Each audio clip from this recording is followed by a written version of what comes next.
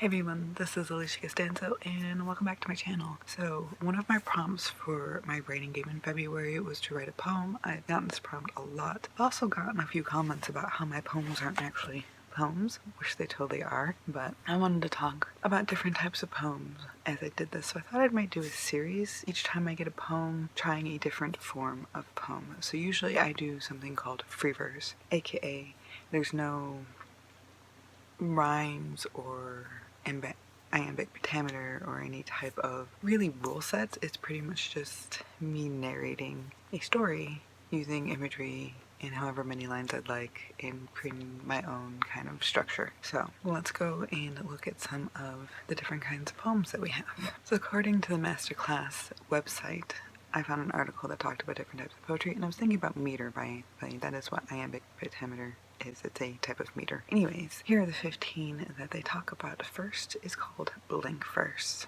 and this is the one that is written in iambic pentameter. It's a very precise structure, and it does not have to rhyme. So number 2 is rhymed poetry, and this, in contrast to blank verse, does have a specific rhyming as part of its definition, and the scheme can vary. So we can have like AABBCC, ABBA, which is one of the ones that I learned when I was young and in college, and etc. So very different types of rhyming schemes in a rhymed poem, but that's the second type of poem. The third is free verse, which I was talking about earlier, and this is poetry that lacks consistent rhyme, scheme, metrical pattern, so it has no metric, no iambic pentameter, no bump, bump, bump kind of beats to it, or musical form. It's just, you write, and that is whatever you come up with is your poem. As long as you call it a poem, it's a poem. So number 4, one that really interests me, I almost wrote one of these. I might have this actually as one of my challenges in the future, but to write an epic poem. So an epic poem is lengthy. It is a narrative work of poetry, so think the Iliad, think the Odyssey. Those are epic poems. And it usually, within these long forms, it's typically detailing extraordinary feats and adventures of characters from the past, distant past, usually a past that we as humans don't have any like actual recollection of. Again, Achilles. I want to do one of these for Freya so bad. I've already written her creation story, so I thought that might be a fun epic poem to write at some point. We'll see if I ever get that challenge on my game board, but probably will. Number 5 is narrative poetry. This is another one that I typically lean towards. So it is similar to an epic. It tells a story, something that helps us remember a story or experience a story in a different way or a past. So number 6 is a haiku. I think everybody's heard of a haiku, and that is that 3-line itty-bitty poem where you have 5 syllables, 7 syllables, 5 syllables. And that originated in Japan, by the way. So number 7 is a pastoral poem, and this one, it focuses very much on nature and the beauty of nature. It concerns the natural world, rural life, and landscapes. So this was preserved from ancient Greece and ancient Rome, but it's pretty much just romanticizing working with the land, working in nature. Sheep herding is one of the big things with this one. Number 8 is a sonnet. This is very famous, obviously, from Shakespeare. Wrote a lot of sonnets. We've studied a lot of them. And it is a 14-line poem, typically, although not exclusively, concerning love. And it contains an internal rhyme scheme. The exact rhyme scheme depends on the sonnet that is being written. So there is a little bit of variance within that, but love, 14 lines, and then your chosen rhyme, or your chosen rhyme scheme. Again, the ABBA kind of thing. Number 9 is an elegy. I think that's how you say this.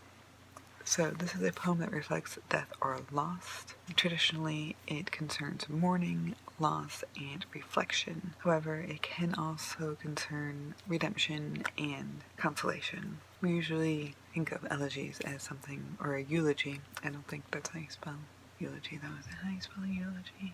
It's close. It's close to a eulogy, but it's not quite the same.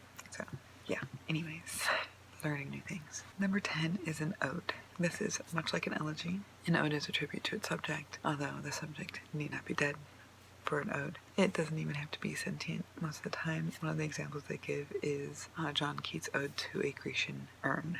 So, it can be objects, it can be animals, people, etc. It's just a note to a specific subject. So 11 is a limerick. We used to do these a lot when we were little. It's a 5-line poem. It consists of a single stanza, and it is AABBA. We're talking about those things. Rhyme scheme. And its subject is short. It's pithy tale or description, and it's usually kind of funny and gross. There was once a man from Nantucket. Number 12 is a lyric poem. So this is a broad category of poetry, and it concerns feelings and emotions. So this distinguishes from the other kinds of categories like the epic and dramatic because it's honed in on emotion. That was weird. So number 13 is a ballad, and this is a form of narrative verse. It can either be poetic or musical, and it typically follows a pattern of rhymed, how did I say that? Quatrains. I don't know what a quatrain is, but hopefully we'll explore that at some point in this series. And then 14 is a soliloquy, and this is a monologue in which a character is speaking to the audience, or speaking to himself and expressing things that the audience wouldn't otherwise know if he wasn't talking to him, or she wasn't talking to himself. They're not definitionally poems, but they can be. The most famous one, of course, William Shakespeare does soliloquies all the time in his plays. And the last one is a villanelle, and this is a 19-line poem. It consists of 5, tercets in a quatrain, and this is a very specified internal rhyme scheme. Originally, it was a variation of the pastoral, the nature-focused poem, and it often describes obsessions or other intense subject matters. One of the famous ones, which I actually know, Dylan Thomas, Do Not Go Gentle Into That Good Night. So there's an example of that. I'm choosing the pastoral poem. So let's talk a little bit more about pastoral poems. Okay, so it says, pastoral poetry is known for exploring the relationship between humans and nature. It also romanticizes the idea of simple country life. And it kind of reminds us of those ideals that people had back when just living in the simple country life. I'm sure we still have simple country life. I don't think it'd be quite as simple as it used to be, So it explores the fantasy of withdrawing from modern life into this idyllic rural setting. It draws from the tradition, again, of ancient Greek, the poet Theocritus, big words I don't understand, who romanticize the visions of shepherds living rich and fulfilled lives. And no matter what the structure of the poetry it takes, it has to focus on the ideal country life. So just a quick background. It originated in a Greek Hellenistic period when the poet Theocritus wrote about rural life in the countryside. He also was imitated by the Latin and the Roman poet Virgil. In his pastoral poems, fictionized a version of Arcadia, which is awesome because we have an Arcadia in Oklahoma, just saying, which of course is a recent region in Greece. But in literature, it came to be known as the, bucolic utopia. And so Virgil's poems specifically were famous for emphasizing the contrast between urban and rural life. He was also influential as a vehicle of using the pastoral poems as a vehicle for political allegory. So let's real quick talk about the purpose of a pastoral poem. So some of the common themes that it has in this idealized the vision of country life, where people are in perfect harmony with nature and they live simply. In 1, have a beautiful natural setting. 2, shepherds are essential characters. They're often used for political or religious allegory. 3, the religious allegory in pastoral poetry is aided by common association with Christianity and shepherds' flocks of sheep. Makes total sense. 4, the trope of the return of the idealized golden age where humans lived in complete harmony with nature. 5, focus on imagined life in the country rather than reality. And 6, the working belief that country life is superior to urban life. So there are some conventions of pastoral poetry. The country house poem, the pastoral elegy, the pastoral romance, the pastoral drama, and that's just 4. I thought there was more. Alright, so I'm choosing pastoral romance. Let's figure out what that means, because obviously I like to write romantic things. Let's figure this out together. Let's look real quick. Poem analysis. 1 eternity later. Okay, doesn't look like I'm finding all that much to do with it. So how about we just get into me writing a poem. A pastoral romance poem.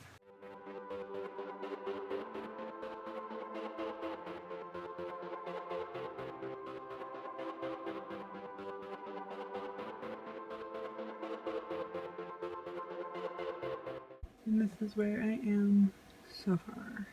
Yep, getting there. So I don't know how genuinely pastoral poem this is, or romantic poem, pastoral romantic poem this is, but here goes. It's not that great. So I chose to do stanzas of 3. I don't have any rhyme, I don't have any meter or structure, otherwise it's just me focusing on nature. So here we go, guys. Enjoy me reading to you. I haven't even named it. Evergreens shroud the horizon, putting miles between them and industries, dirt, and smog. Sweet morning dew swathes her bare ankles, and long, sneaky vegetation slips up her skirts. Bushes full of berries, plump and ripe, leak juices along her fingers as she loads her basket. Tart and refreshing for him working, sweat plastered cloth to his back and chest as he licks his fingers clean. Cutting trees and carving wood has his blood humming as red stained her mouth and tongue. She gathered up her voluminous skirts and tempted him with her pink skin. Wind rustled the tall grass, and she bleated as he thrusted a moan from low in her belly. The sun dried her tears in between her thighs before they rose back to their duties, herding sheep, picking fruit and nuts, and sowing wild oats for the land to bloom in fruit for the fall. I don't know how good that is, but there's my attempt at writing a pastoral poem. So, next time I get a poem, I am going to do the same thing. I'm going to go through and I'm going to pick a new poem to try, because I'm not a poet. And I'd like to learn a little bit more about structures and types of poems. So if you are a poet or would like to try poetry and you'd like to keep doing this with me, let me know in the comments below. Let me know if there's something else that you would like me to explore. I would love to try new things. But anyways, thank you guys for watching. I will see you guys next time.